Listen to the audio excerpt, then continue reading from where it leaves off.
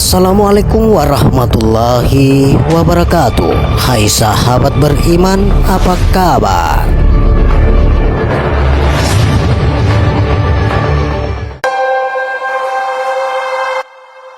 Sahabat beriman yang dirahmati oleh Allah Subhanahu wa Ta'ala, kali ini kami akan membuka rahasia Allah dan Hu.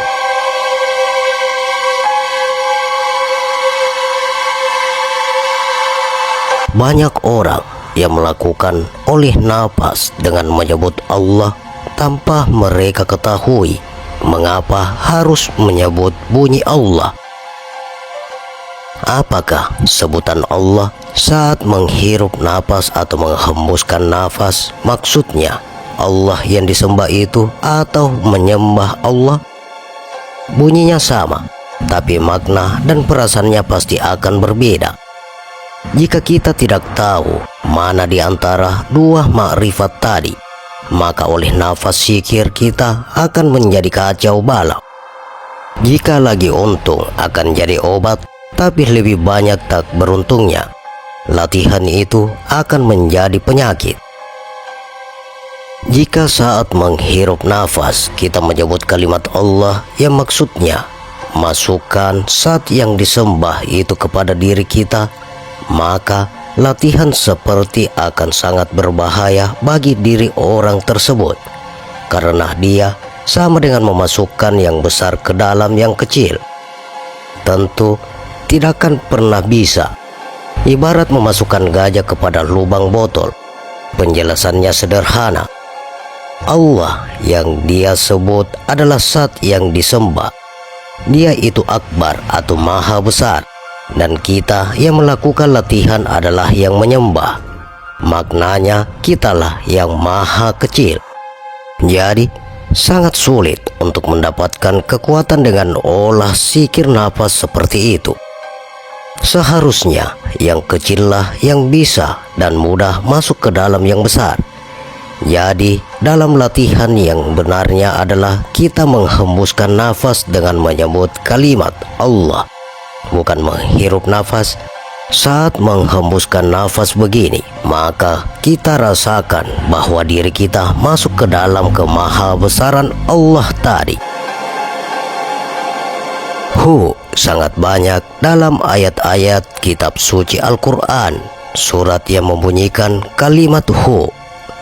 Di antaranya adalah Qul huwallahu ahad, Allahu samad. Surat lainnya Allahu la ilaha illa huwal hayyul qayyum. Intinya seluruh ada kalimat Hu di depan kalimat nama Allah. Siapakah Hu ini? Apakah dia nama Tuhan juga atau nama makhluk Tuhan? Hal ini perlu kita ketahui agar posisi antara kita dengan Tuhan saat melakukan olah nafas zikir ini jelas, sehingga tidak terjadi saling merampas hak antara Tuhan dan kita. Kalimat Allah itulah zat dan Hu itulah sifat. Makna lain Allah lah Nurullah dan Hu itu Nur Muhammad. Tambahan pengertian selanjutnya, Allah itu Sang Maha Pemberi dan Hu itulah yang meminta. Nanti jika telah mahir dalam latihan olah zikir nafas 7 mazhab ini, maka akan terlihat bahwa Allah adalah Tuhan dan Hu itu kekuatan Tuhan. Jadi oleh sebab itu kita menghirup nafas dengan menyebut kalimat Hu, karena kita meminta hidup, meminta kesehatan, meminta obat, meminta kekuatan. Kita menarik kekuatan Tuhan yang ada dalam Hu tersebut. Sempurnanya gerakan zikir nafas 7 mazhab sebagai berikut. Berdiri dengan kedua kaki terbuka sekitar 1 jengkal tangan orang dewasa. Lalu kedua telapak tangan masih bergantung lurus di samping badan, namun telapak tangan telah dibuka. Mulailah menghirup nafas dari hidung, dan saat memulai menghirup, kedua telapak tangan diangkat seperti orang telah berdoa.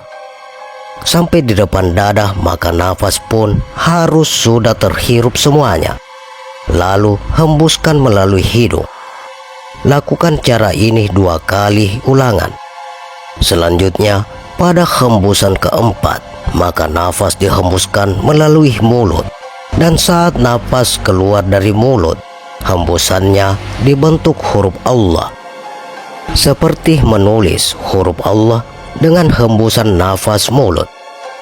Lakukan latihan seperti ini sebanyak 7 kali.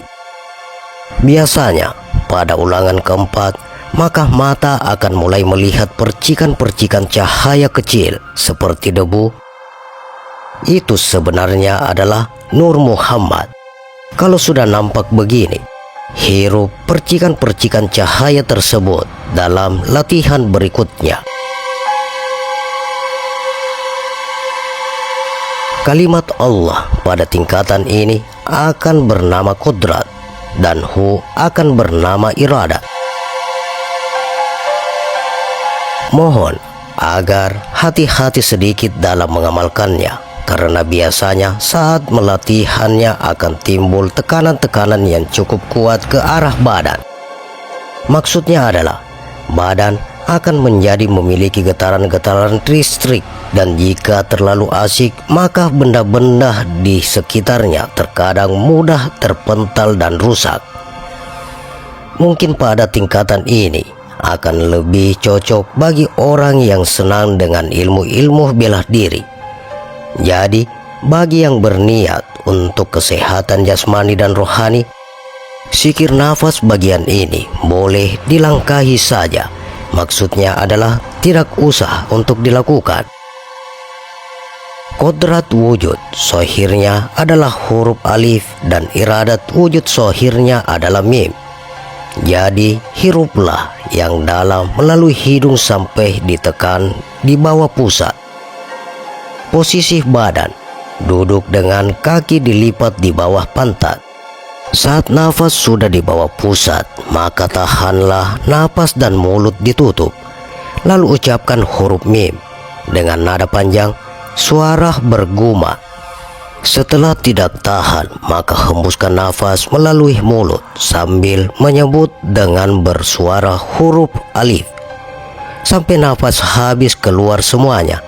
Posisi kedua tangan berada di atas kedua paha. Setelah nafas normal kembali, maka ucapkan Allah Qudrat, Hu Iradat. Lalu ulangi kembali latihan seperti ini beberapa kali sesuai dengan kebutuhan kita saja jumlahnya ulangannya. Kalimat Qudrat akan berubah menjadi hak, dan kalimat iradat akan berubah pula menjadi hik. Zikir tingkat 3 ini lebih berat karena betul-betul memasukkan wujud kekuatan Allah ke dalam serat-serat tubuh. Pada masa awalnya, zikir nafas tingkat 3 ini hanya dilakukan dalam kelambu tidur.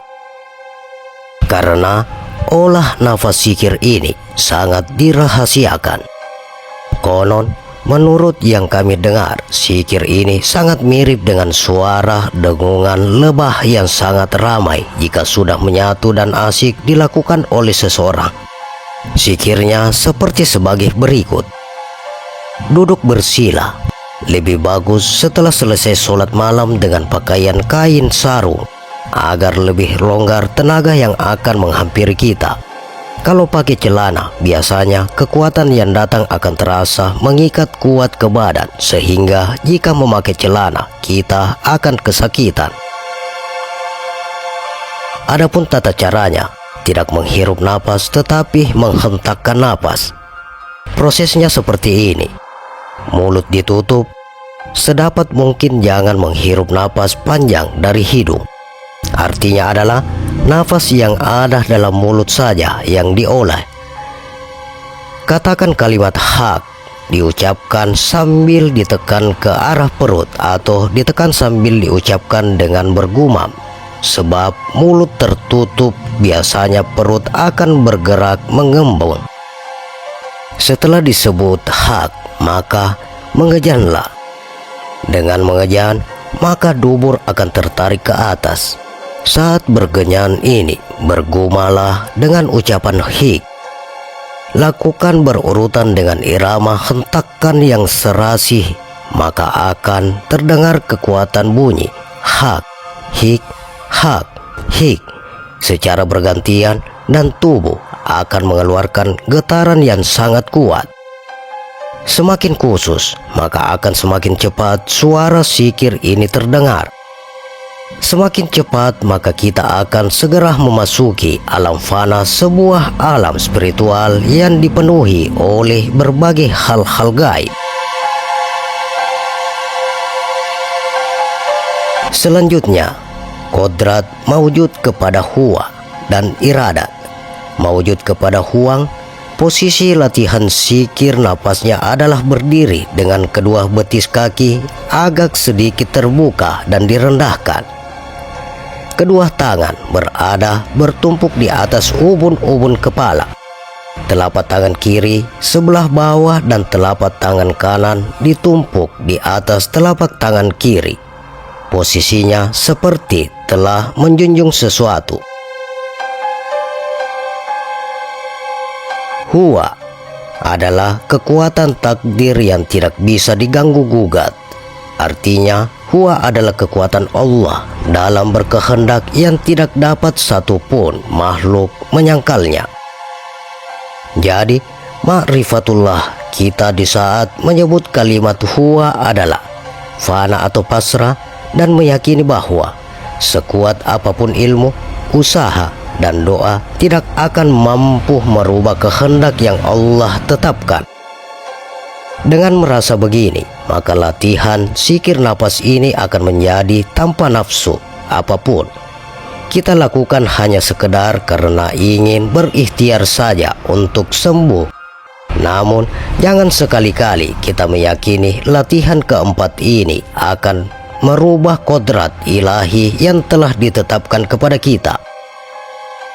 Sedangkan huang adalah kehendak makhluk yang telah Allah serahkan total kepada makhluk itu untuk bertanggung jawab ke atas kehendak tersebut. Dalam arti umumnya, huang adalah kekuatan kehendak dan kumpulan segala keyakinan dan kepercayaan yang makhluk itu bisa. Maka di saat menyebut kalimat huang dalam olah zikir nafas, nanti segala keyakinan akan apa yang kita lakukan harus teguh, kokoh, dan tidak ada satupun makhluk lain yang dapat menggoyahkannya. Huang ini wujudnya adalah menjaga nyawa yang telah Allah berikan kepada kita. Nyawa kita celaka atau selamat itu diserahkan kepada makhluk untuk menjaganya sampai datang nanti huang Allah, yaitu kematian. Sebelum huwa itu datang, maka makhluk memiliki huang atau kehendak yang telah diserah terimakan kepada makhluk tersebut. Posisi lengkapnya seperti sebagai berikut. Berdiri dengan posisi seperti yang telah kami jelaskan di atas. Hirup napas dengan lembut melalui hidung dan tahan di dada dengan membayangkan segala kekuatan kehendak masuk dan berkumpul di dalam badan kita. Agar nafas tidak masuk ke perut, maka saat menghirup, perut dikempeskan sehingga nafas hanya akan berkumpul di dada. Saat nafas telah di dada, maka dengan suara tenggorokan sebutlah kalimat huang dengan pelan-pelan, dengan jumlah sampai mulai sesak karena kekurangan nafas. Lalu hembuskan nafas melalui mulut. Gigi dirapatkan saat nafas keluar dan bergumanlah menyebut kalimat huwa. Saat menghembuskan ini, tolong dirasakan segala kehendak kita masuk kepada kehendak yang lebih besar. Satu lagi, saat nafas terhembus, kedua telapak tangan yang bertumpuk di atas ubun-ubun kepala ditarik menggeser ke bagian tepi kepala hingga telinga dan berakhir di samping leher. Untuk kesembuhan penyakit asam urat, diabetes, rematik, sebaiknya latihan ini diulang sebanyak 5 kali ulangan. Berikutnya, huwa akan mewujud kepada rasa atau perasaan hidup. Dalam kalimatnya, rasa hidup ini disebut dengan huwallahu. Sedangkan huwang akan mewujud kepada huwallazi. Zikir mazhab kelima ini sering disebut zikir kekuatan lidah karena gaya bersikirnya memanfaatkan gerakan lidah secara khusus. Lidah itu adalah tali jantungnya hati. Artinya semua urat-urat harus di ujung lidah itu tersambung langsung kepada bagian hati tubuh manusia, baik hati yang wujud maupun hati yang sir atau halus. Posisi zikirnya adalah sebagai berikut. Duduk di kursi sehingga kaki dapat berjuntai menginjak tanah. Kedua telapak tangan dibiarkan terurai di samping badan, ke bawah juga. Saat akan memulai zikir ini, maka ayungkanlah ke depan dan ke belakang kedua tangan tersebut dan mulailah melakukan zikirnya, yaitu sebutlah kalimat wallahu dengan lidah menyentuh langit-langit mulut. Saat mengucapkan huruf L dan yang menyebut lahu, lidah dilepaskan dari menempel di langit-langit sehingga secara otomatis akan ada nafas yang terhembus keluar bergantian. Setelah menyebut huwallahu, menyebut kalimat huwallazi, semakin lama engkau melakukannya, maka di mulut engkau akan mengalir hawa dingin yang sangat sejuk. Jika telah sejuk, hiruplah sejukan itu hingga masuk ke dalam jantung. Engkau akan merasakan satu ketenangan yang luar biasa. Sebaiknya dilakukan latihan ini pada malam hari, apalagi di malam-malam bulan suci Ramadan. Rasa damai yang dihasilkannya sangat terasa sekali.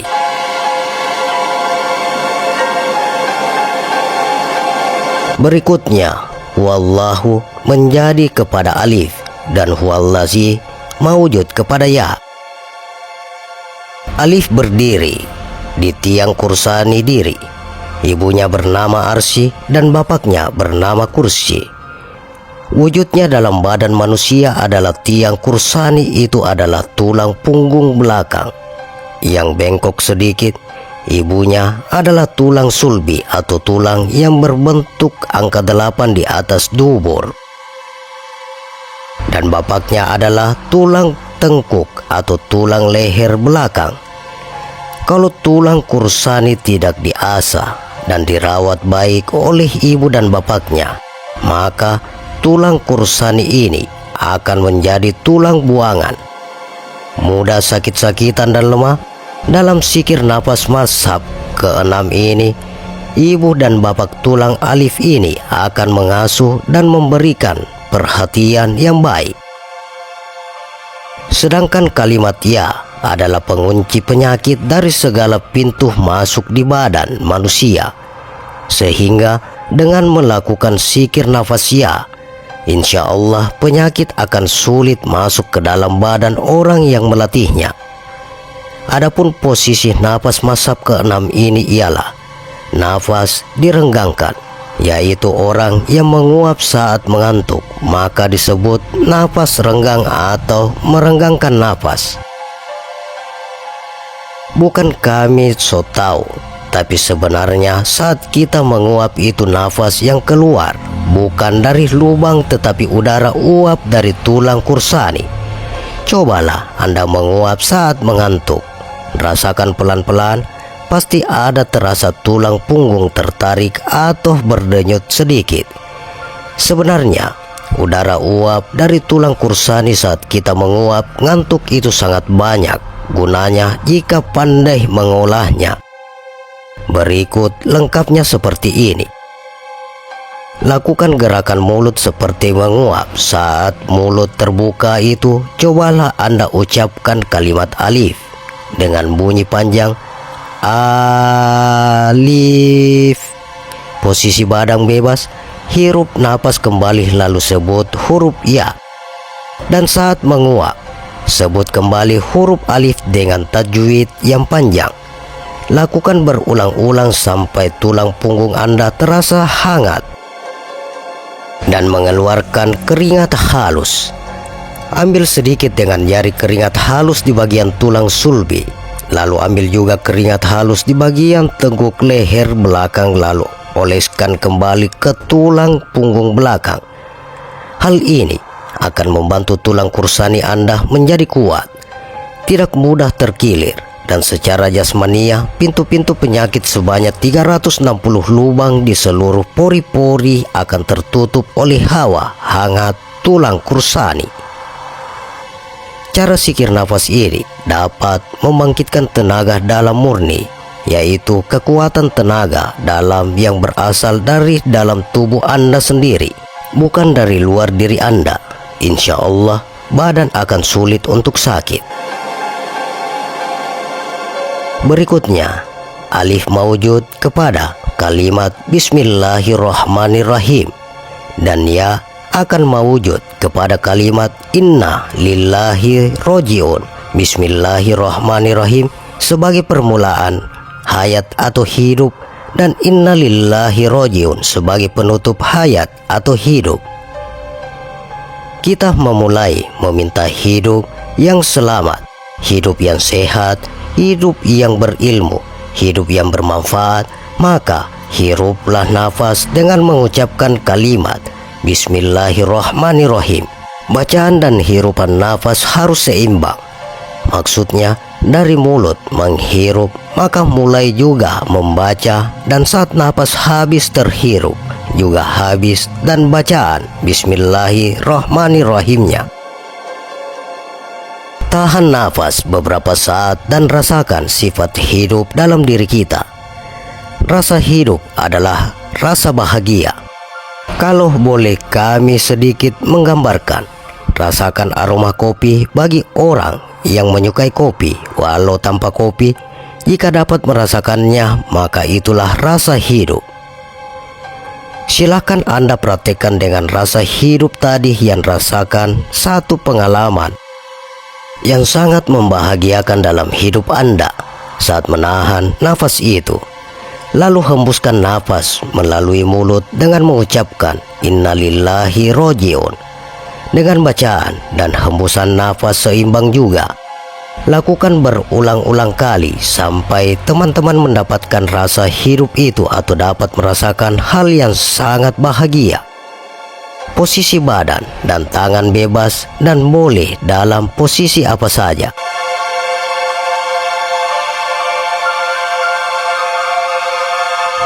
Demikian sahabat, sedikit pengetahuan yang dapat kami serahkan kepada sahabat-sahabatku. Semoga dapat menjadi wasilah persahabatan dan kekeluargaan yang erat. Jika yang berkenan untuk mempelajari, silakan langsung saja dipelajari dan dipahami. Jika sudah paham, silakan langsung untuk diamalkan. Bagaimana pendapat Anda? Silakan share pendapat menarik Anda pada kolom komentar. Semoga video ini bermanfaat dan bisa menambah keimanan dan ketakwaan kita kepada Allah Subhanahu wa Ta'ala, dan tentunya kita semakin cinta kepada Rasulullah Sallallahu Alaihi Wasallam.